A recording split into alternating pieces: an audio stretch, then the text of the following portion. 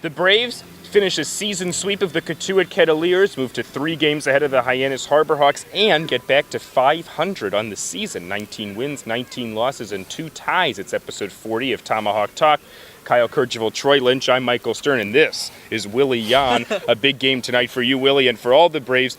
How has your approach changed as you got into the leadoff spot, if it's changed at all at the plate? I think I'm just being a little more patient, looking for a pitch that I can handle, and my main goal is just to get on base and try and touch home plate, be the table setter for those guys in the middle of the lineup.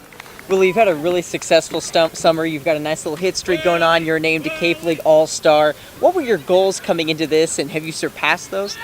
I think just be as versatile a player as I can be and try to help the team win. You know, I think some guys go into the summer and kind of worry about themselves a little too much. I think you still gotta you're going to be able to take care of yourself if you worry about winning games. So just gotta, you know, like I said, get on base and touch home plate, and that's my formula for success. So. Jake Mangum earlier in this season, he was on a bit of a hit streak. When I asked him if he keep track of that, he said no. But you're on a 13-game hit streak. Is that something you keep track of every time you come to the plate? No, I haven't heard. I didn't hear 12 or 13 or anything like that. I'm just focusing on getting my hits and getting on base for the boys. So I didn't know that. So it's good to. I guess that's good to know. Yeah. Good night for Willy Yahn and a good night for the Huskies. Your boy Ronnie Rossamondo coming back out. Another strong outing from him. What makes him tick? What's made him so effective the last couple outings?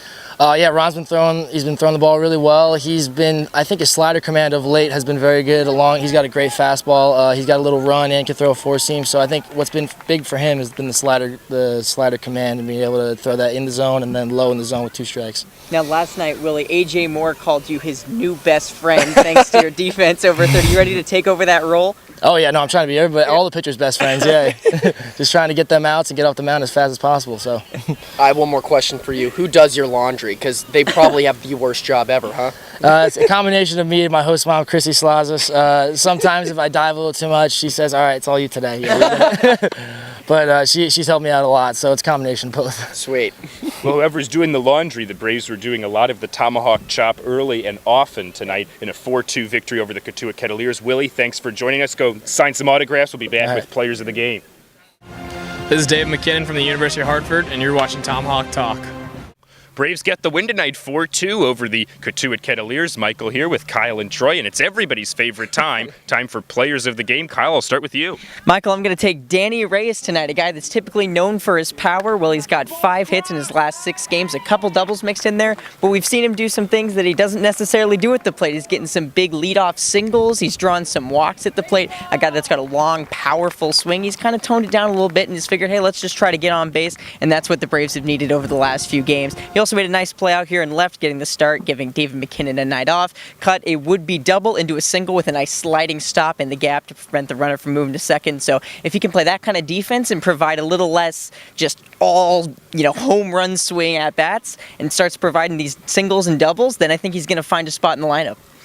Kyle goes with Danny Reyes, the Gator. Troy, who are you going with? I'm going with 2 players, all right? I'm going with the pitchers who pitched the 8th and the 9th. It was Zach Spangler who came in, and he retired the Cotuit Kettleers in order, and it only took him 4 pitches. Thought we were going to see him come into the 9th, but no. We saw John Escobar instead, who actually gave up a double to, it was a Ryan Hagan, and then after that, he was lights out. He gets the next batter to line out to Jeremy Ironman. Then he strikes out the next 2 batters. Coming into that inning, John Escobar, he had, 11 strikeouts and only walked 2 batters. He's on an absolute tear right now, earns his 2nd save of the season. So those 2 guys coming out of the bullpen, definitely my players at the game. So, Troy, a couple bullpen arms. Kyle Reyes, tip of the cap from me to the Huskies. Willy Yahn, we had on the show, and Ronnie Rossamondo. Both were terrific, but my player of the game is none other than John Jones. Another terrific night at the plate for John. He had a booming double to left center, scored a run, also drove in a run with a RBI walk. Here's a fun one for you guys. The Braves did not have a single RBI hit tonight. 2 RBI walks and 2 runs scoring on wild pitches, but they'll take it this time of year. Absolutely. A 4-2 win over the Cotuit Kettleers. The Braves are now 3 games ahead of Hyannis for 3rd in the West with 4 games to play. Game 41 will be tomorrow night at Arnie Allen Diamond at Gov Fuller Field in Falmouth. For Troy and Kyle, I'm Michael. That's episode 40 of Tomahawk Talk. Braves beat the Kettleers and sweep the season series.